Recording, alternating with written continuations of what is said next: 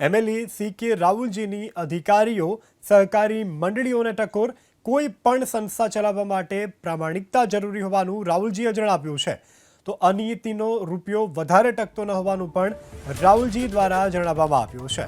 તો MLA CK રાહુલજીની અધિકારીઓ સહકારી મંડળીઓને આ ટકોર છે. જો કોઈ પણ સંસ્થા ચલાવવી હોય તો પ્રામાણિકતા જરૂરી હોય તેવું CK રાહુલજીએ નિવેદન આપ્યું છે. અનિતિનો રૂપિયો વધારે ટકતો નથી તેવું એમએલએએ કહ્યું છે.